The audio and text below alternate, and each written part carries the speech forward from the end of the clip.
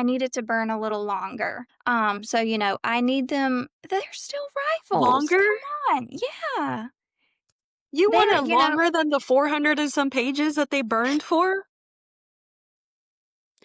Hello, and welcome back to Reading Across Time Zones. Once again, I'm your co host, Yolanda, and I'm Savannah. and we're so happy that you guys decided to join us once again.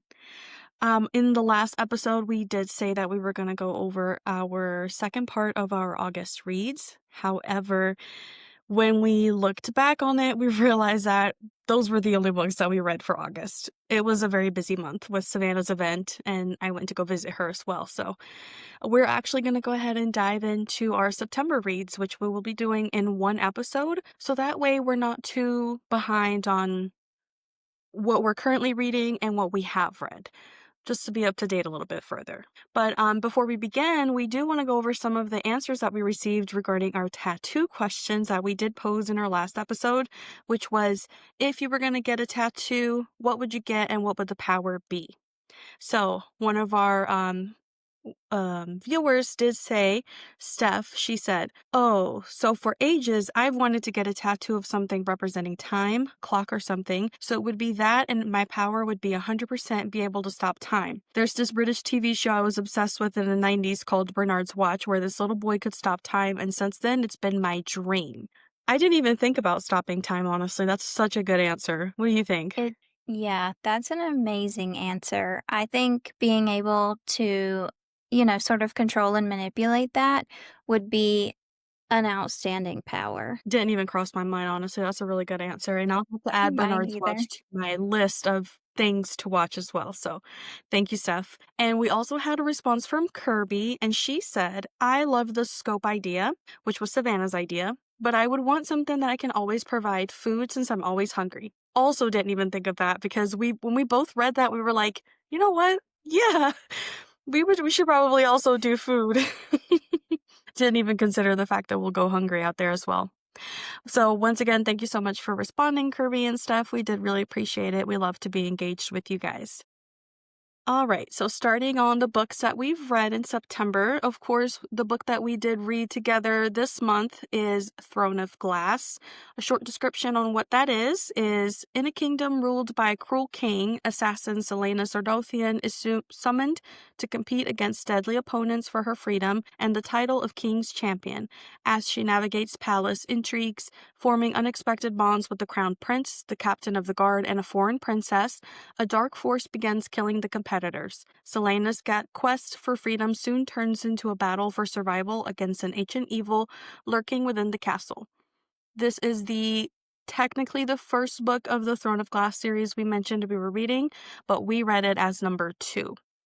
So what do you think, Savannah? I loved, really diving into the competition aspect of this book, the games and the trials.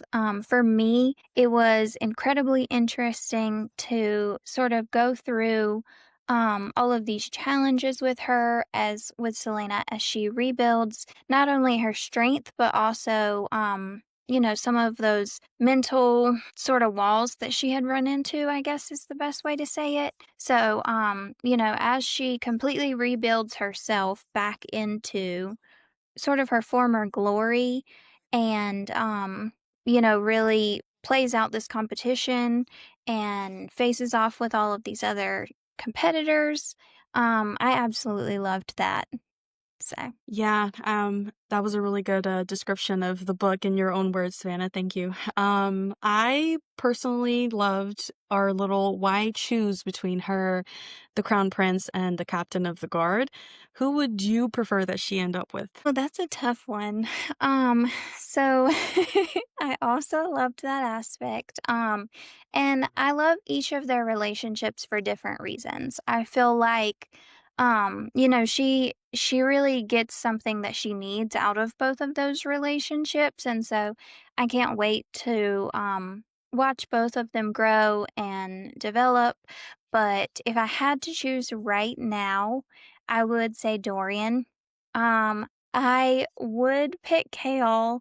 I love the rivals to lovers aspect of it. I just don't think that he's quite at the getting past that rivals state that they're in right now. Mhm. He's still really struggling with the fact that she's an assassin and, she commits these crimes. And so I think once he is able to overcome that internally a little bit more, then I think that they would be a better match. But right now, I just love her and Dorian's banter. Mhm. I love their comfortability with each other. I think that he is so funny and I love that you can see that deep down, he really cares for her as a person. Actually am on the other side of that. I kind of hope that she will end up with the captain of the guard kill more than I do Dorian. It's definitely that friends to lovers, rivals to lovers. It is such a slow burn that I'm like, yes, every little crumb that he would give us, I'm like, yes, I would eat it up every single time. I love that man. I also love the relationship with Dorian. He definitely is more connected with her, probably, like you said, like an emotional, intelligent side of things. He shares a lot of the same interests, so like reading and stuff. So I do love that, but there's just something about Kale that I'm like, she needs to end up with him instead. I really love that. So there were a couple of things that I actually outlined in the book that I want to mention. I tried to start not annotating, but trying to highlight some things and what crosses my mind recently. I think one of the lines when after Selena and the other assassins first saw the king in the kingdom hall and her and Kale were walking down the hall back to her room and he said to her, "You look rather pretty today." I said, "Boy, you better stop talking to me like that." Oh, I know she melted just as much as I did when I read that line. I was like, "Yes, give me more." And that was just like a couple of chapters in. And like Savannah said, he was very hesitant because he knows she's an assassin, but that was one of the lines. Was there any of the lines for you, Savannah? Um, a lot of, his little flirtations got me in the same way. I will say though that, just for me, I need it, if it's happening, I need it to burn a little longer. So, I need them, they're still rivals. Longer? Come on. Yeah. You want They're, it longer than the 400 and some pages that they burned for? And still I'm in it burning, for the mind you. long run. Yolanda, this is an 8-book series. Okay, We but have a you're giving long into way to Dorian go. so quickly. You're like, "Yes, Dorian," and then you're like, "No, I need this to burn longer." And Look, look, I know that he's not the real endgame here because he's for me, but well, we're talking but about Selena. We're not talking about you. I need for her and Kale, I need for there to be, I need for him to come to more terms with it. And so I just need a little bit more of processing for him, I think. Mhm. And so, then, we can keep building up to it. I'm liking where it's headed, but Okay, yeah, so I you need love him to, like, just accept that it's gonna happen? Is that what you're yeah, saying? I yeah. see. Mhm. Well, hopefully they'll get there.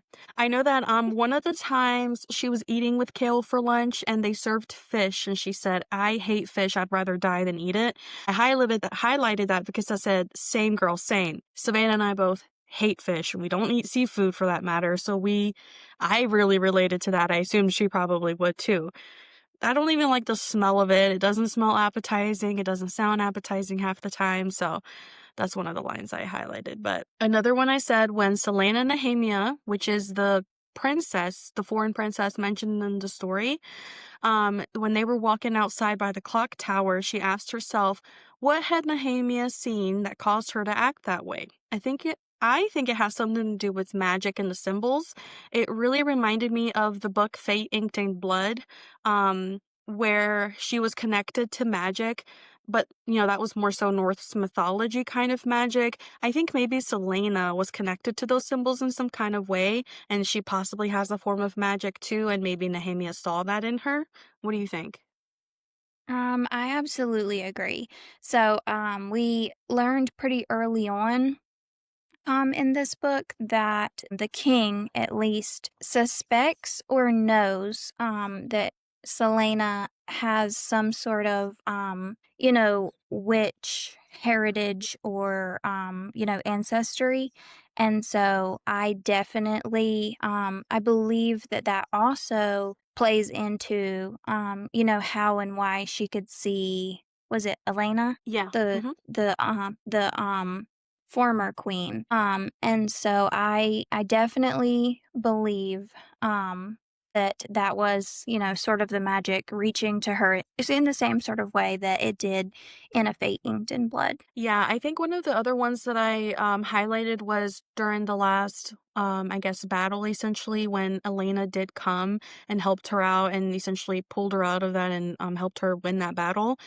At the end, she had said, "Blood ties can't be broken." When she whispered that to her, that's what made me wonder, okay, maybe she really is related to Elena. Aside from the fact that I kind of had that inkling when she first went down to the tomb. Um, I was like, this has to go somewhere, right? Because we don't know her background fully. We're just getting not even really little snippets even in this first book. It's just like very minor background on we know nothing actually. So I think maybe Elena and her have some type of relation as well. I I could see that. I would be interested in that. I took that to be more of like a broad general, you're bound to save us in some way. Um, and so, but either way, that's an interesting connection. It is.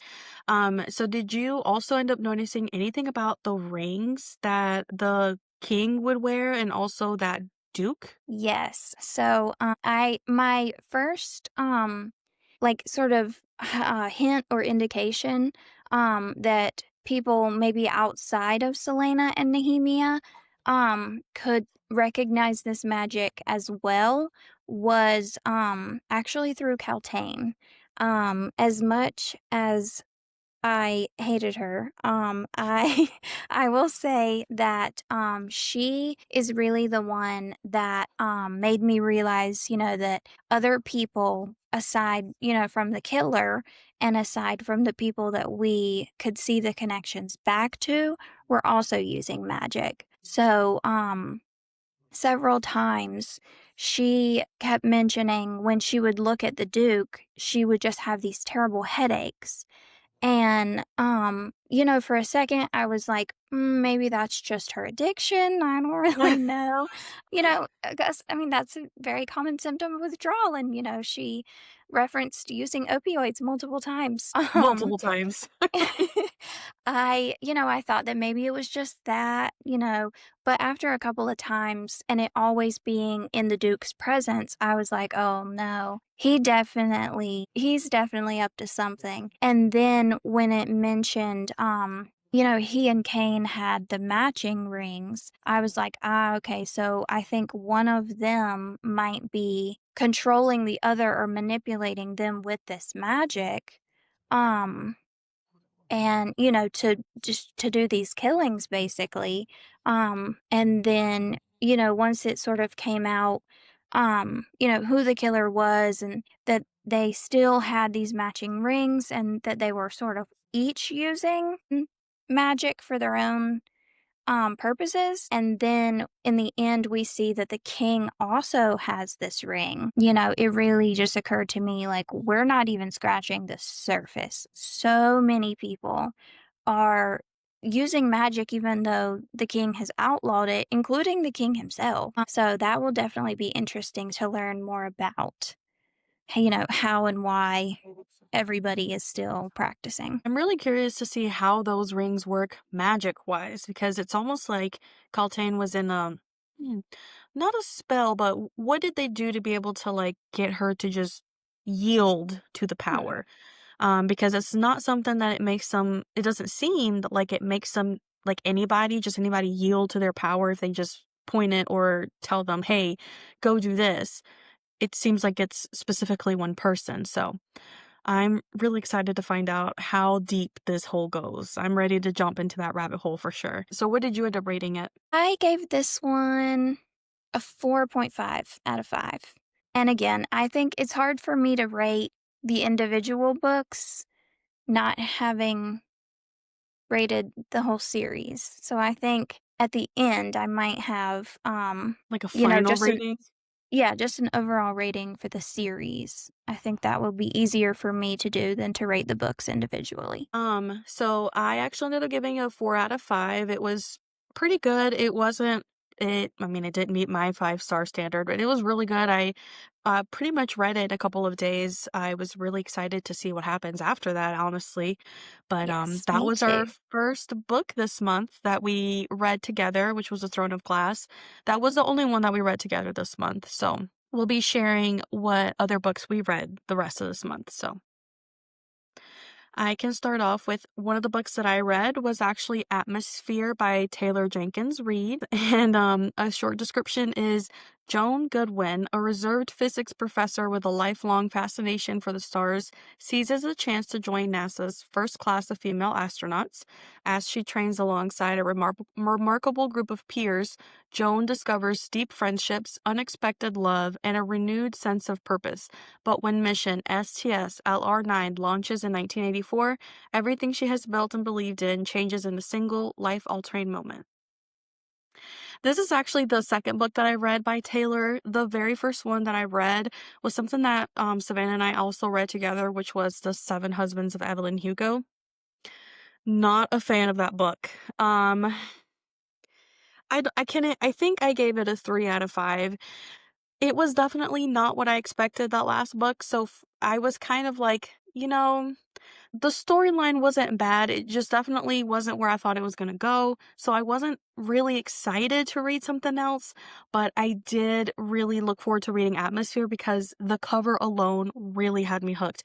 I will judge a book by its cover, unfortunately, every single time, and that one had me hooked.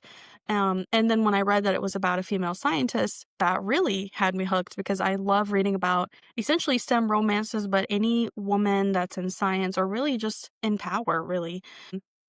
So, what intrigued me because of the female character being a badass scientist, and I love when women are represented in male dominated fields like the STEM field. And so she was represented as one of the first female astronauts back in the 80s. And so that was just I was in it the whole time. Loved it. The story really pulled me in and made you feel like the strong bond and connection that she had with her classmates and the friendships they built. It was a gorgeous story. I don't want to go too deep into it because I think Savannah wants to read it. But I sobbed. Let's just put that out there. I definitely cried.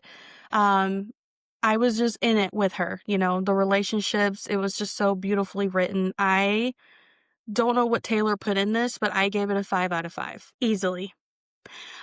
So what also really intrigued me about this is I could tell as I was reading this that Taylor must have put in hours of research into this. Like, I would have thought that she was a NASA astronaut at some point.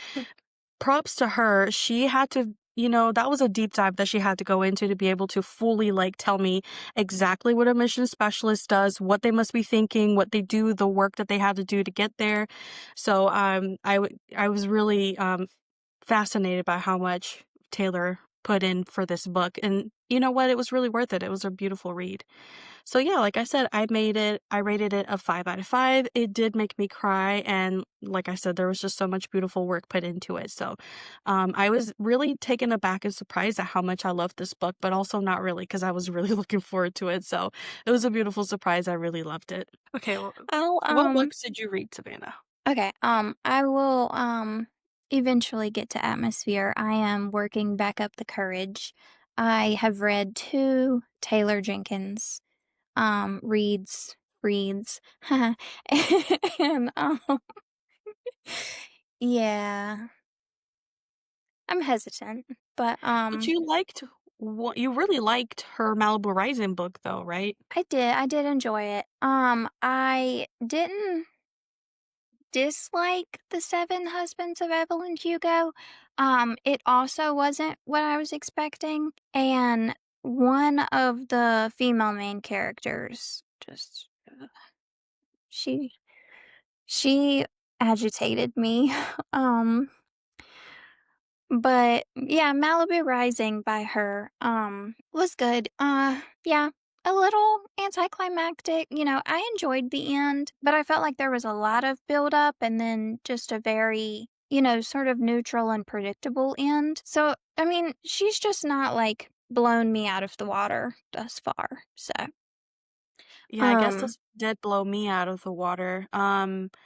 But yeah, I know that you liked Malibu Rising, but also as you were reading it, we were talking about it, it also kind of discouraged me based off of my history from The Seven Husbands of Evelyn Hugo. So I really wasn't looking forward to it. Honestly, I swear if it wasn't for that book cover, I probably wouldn't have read it. But I also have Daisy Jones and the Six, so I might try another one of her books. Probably not Malibu Rising, probably Daisy Jones and the Six, and just see really where I'm at with Taylor. I'm still 50-50. There's a win and there's a loss for me, so Yeah, and I'm just very neutral. So, maybe in the future when there's a lag, I don't really know what to read, not really in the mood for anything specific, well, I'll pick it back up. But we'll see. We'll get there one day, maybe. yeah. um, one of the books that I read in September was Business Casual by B.K. Borison. So, this is the last book in the Love Light Farm series. And the description says a tattoo artist, Nova Porter, has no time for romance, yet she can't ignore her unexpected attraction to polished investment banker Charlie Milford. Determined to move past the distraction, she proposes a one night stand arrangement, but their chemistry proves impossible to contain. When Charlie temporarily takes over Lovelight Farms, their lives intertwine once more, and he's set on proving to Nova that some risks are worth taking. And I'm not going to go too deep into it because Yolanda still has to also read the Love Light Farm series. But I will say that I really, really did love this book. So this one was my favorite in the series. And I love the trope. So I love, a brother's best friend trope. And I felt really and truly like, the entire series was leading up to their love story. So, they're, the last two singles in the world, it feels like. They live in this town where everyone has fallen in love and everything is so magical. And then, it's just them. And I just feel like, throughout this series, we have really seen, Charlie is a great brother to Stella, our female main character from book one. And, they're, half siblings and they didn't know about each other until much later in life, so he really feels like she is the family member and the piece of him that has been missing this whole time. And so he's dead set on we are siblings, like we're gonna have this family connection. And you can just see how desperately like he wants that and wished that he had had it as a child.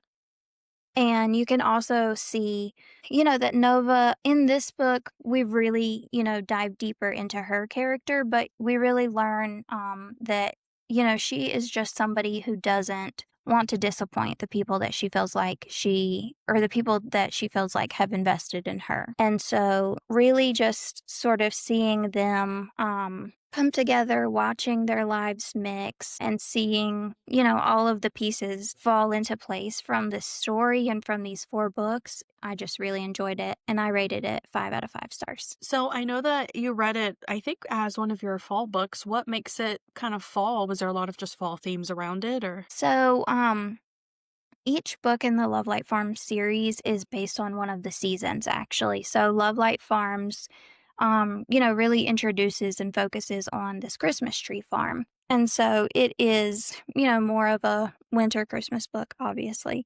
The next one is a very spring romance. And so, it's just set during that time. There are a lot of, related activities going on that the couples participate in the next summer and then this one fall. So in this one, what ends up happening, one of the main things that pull these two characters together is the town fall festival. And so ordinarily, Stella would have been on this committee, seeing as how, she owns the farm, she grows the pumpkins, all of that good stuff. But with him temporarily taking over the farm, he is kind of, I won't say forced because he truly loves the town and the people in it.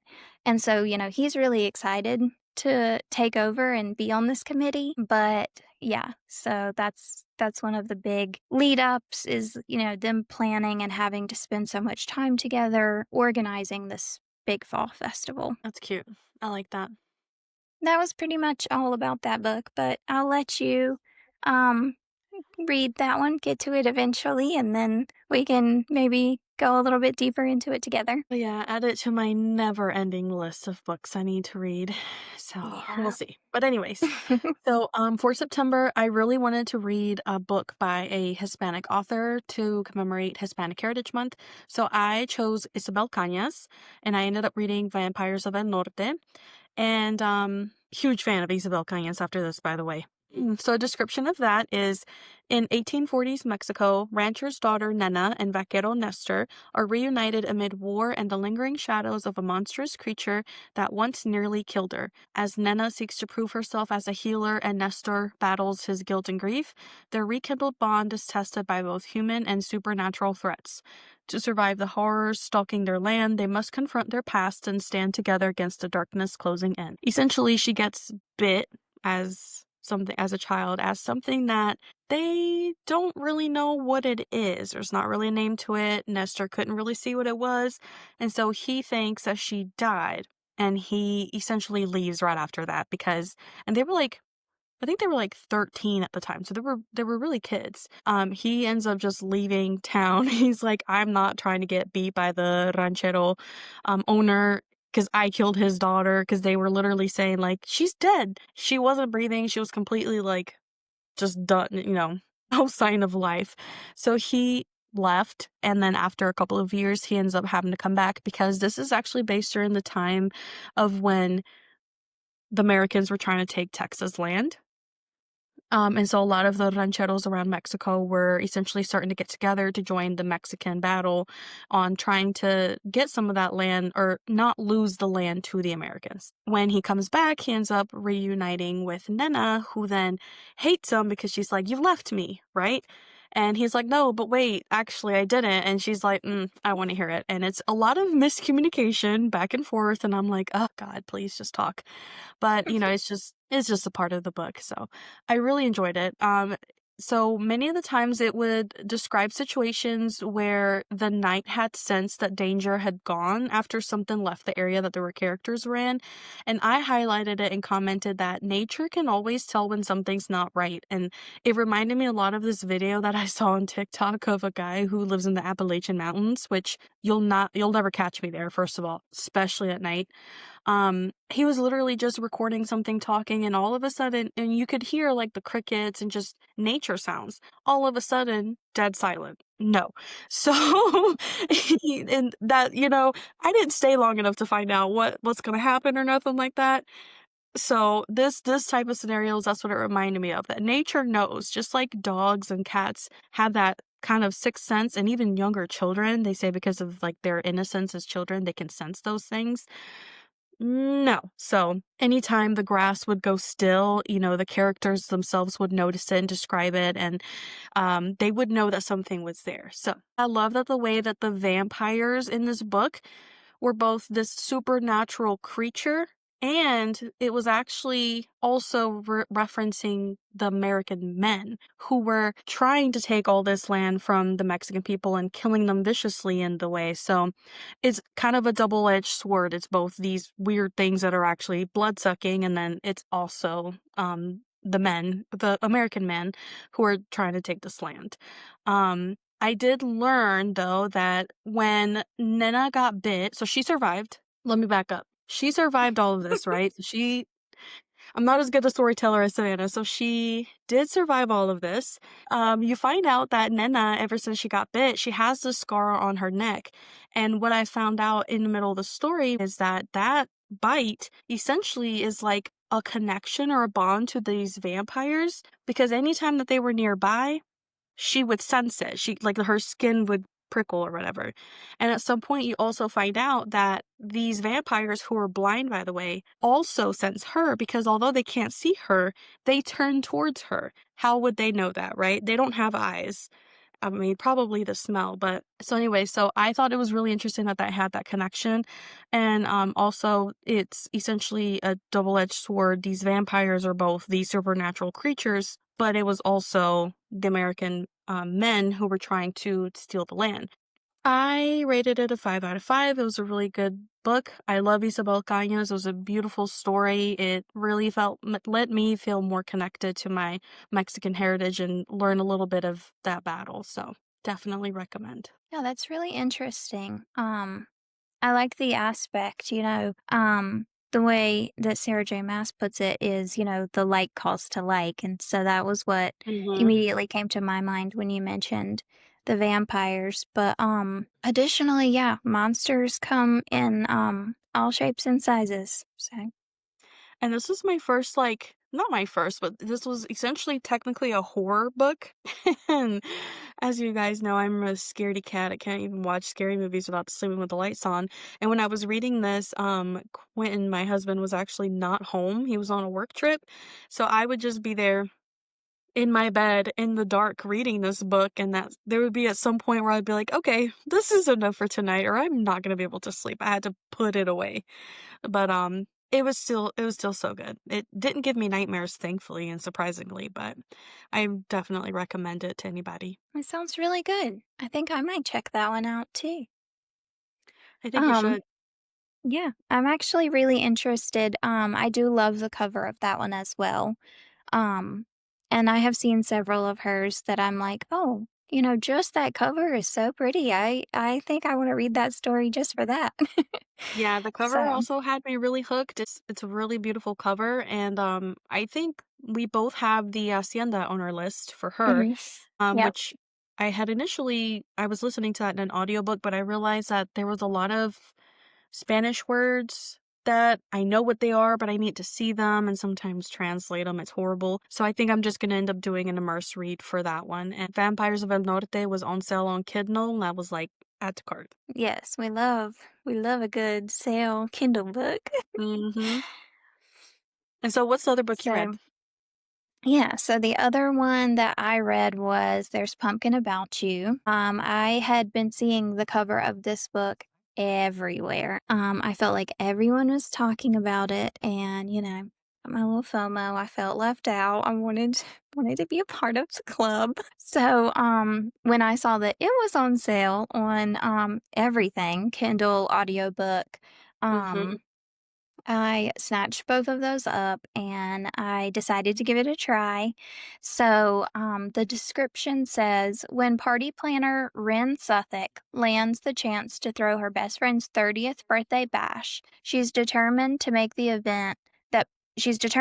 it the event that puts her business on the map. Her dream venue, the Finch family's Gold Leaf Pumpkin Farm, comes with one obstacle: its grumpy yet irresistibly handsome owner, August Finch. As sparks fly and tempers clash, Ran and August discover that their battle of wits might just turn into something sweeter than either expected. I'm not going to get into this one very deep because it's also on Yolanda's TBR. But I will say for this one, I struggled a little bit more than I expected. I, was really going into it, fall vibes, that kind of romance aspect. And on those aspects, it really delivered. Um, one of the main reasons that I struggled again, the language. So the author is in London. And she said whilst like at least 3 times on every page, and I was about to rip my hair out. Is it not Um, pronounced whilst? Whatever, however you say it. I didn't know, that's why I'm asking. Either way, right? I was just so over the word. Cause like, either Whilst she way said it? yeah, either way, we don't say that here. No, And so, don't like, think I've just heard it.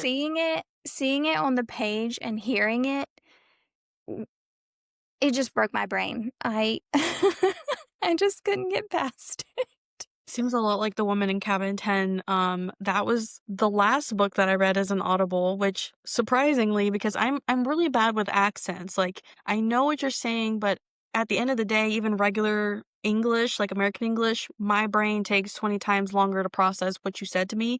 And so when I'm listening to it and you have an accent, I'm a little delayed. But somehow I managed to get through that book in an audio. I guess I just didn't care if I missed pieces, honestly.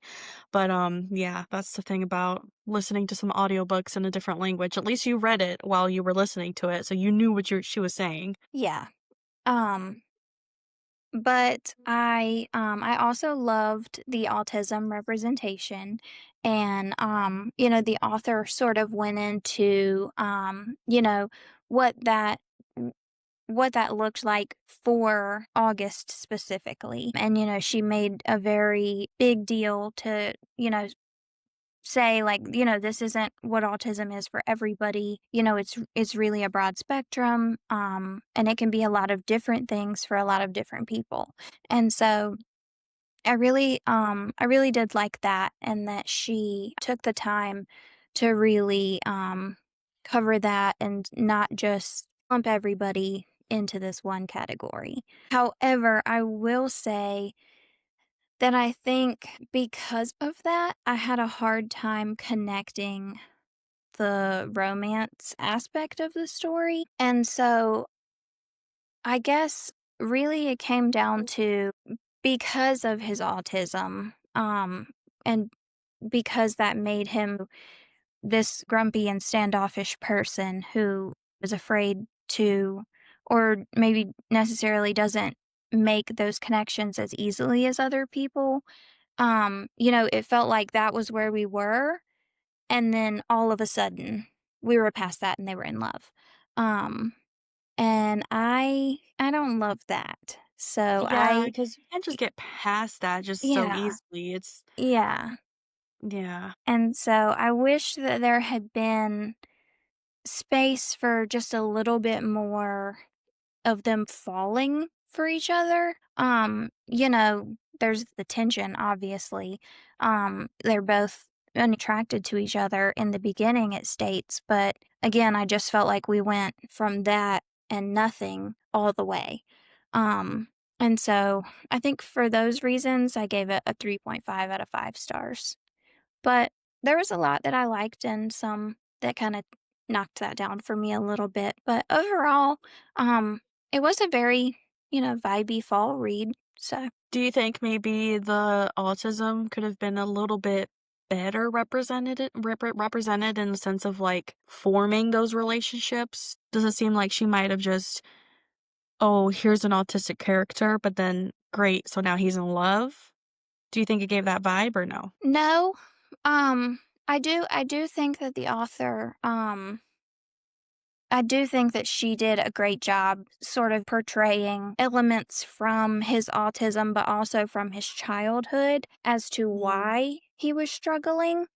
Um, and I do think, that she must have had some personal connection or must have done a significant amount of research in order to be able to represent the topic in the ways that she did.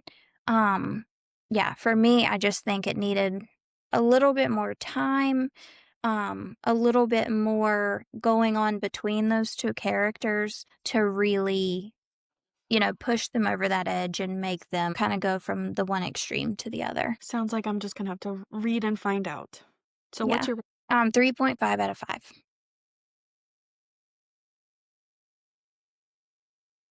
kinda I know low? that doesn't sound promising for you. No, it Um, doesn't, but, you know, but again, a lot I liked and some, mm, mm, I guess I'll just have to find out and read it myself, so yeah.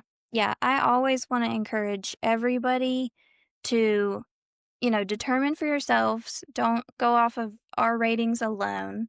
We are here to yap, and that's just what we're doing. So we all have different likes, we all have different dislikes, and just because one of us maybe did or didn't enjoy a book doesn't mean that somebody else won't. So always, always check it out if you're interested. It might be a 5 or a 6-star read for you. I agree, and, apologize in advance for any long-winded descriptions I may or may not have given.